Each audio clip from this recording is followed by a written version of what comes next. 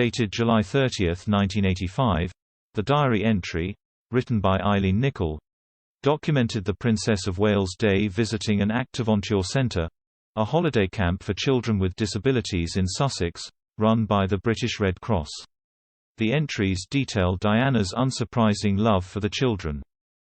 Ms. Nicol wrote in the diary, "The princess was charming. She has so much compassion for the children. She spoke to every one of them and got right down on the ground to look at a collage and to speak to the little ones.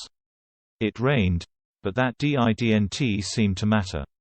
She continued, "She asked me how I got away with not wearing a hat. She hates hers. She wanted to know how to raise the money for the holiday. She had certainly done her homework."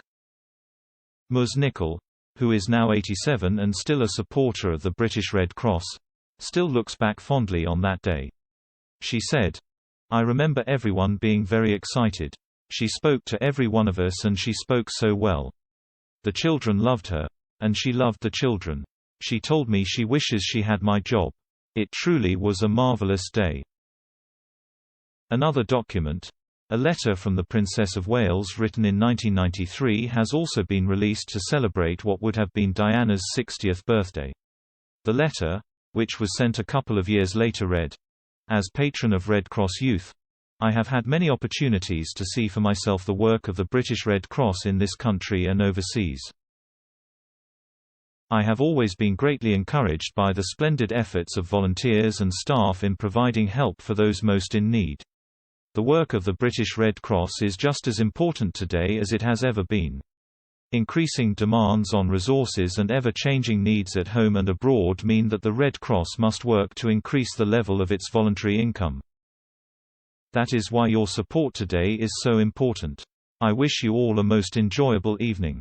Your generous help will enable the Greater Manchester branch to provide even more help for people in need. With many thanks, Diana, October 1993. Ms. Nicol also recalled how Diana was so approachable because she was so relaxed, and went on to say the Princess of Wales' legacy is one we should hold on to.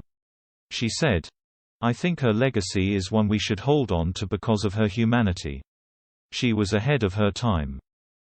Her work with removing the landmines and the stigma around HIV, AIDS would resonate today with young people because young people are, I believe, much more aware of these kinds of atrocities and the subsequent damage." Ms. Bin Adam, curator at the British Red Cross, added, "Throughout her life, Princess Diana was a dedicated humanitarian who championed causes in the UK and overseas. From making connections with young people in her role as patron of the Red Cross Youth, to campaigning against landmines, she was one of our most dedicated supporters, using her public profile to make positive change. The impact of her work is not only remembered on what would have been her 60th birthday, but continues to have a lasting impact today.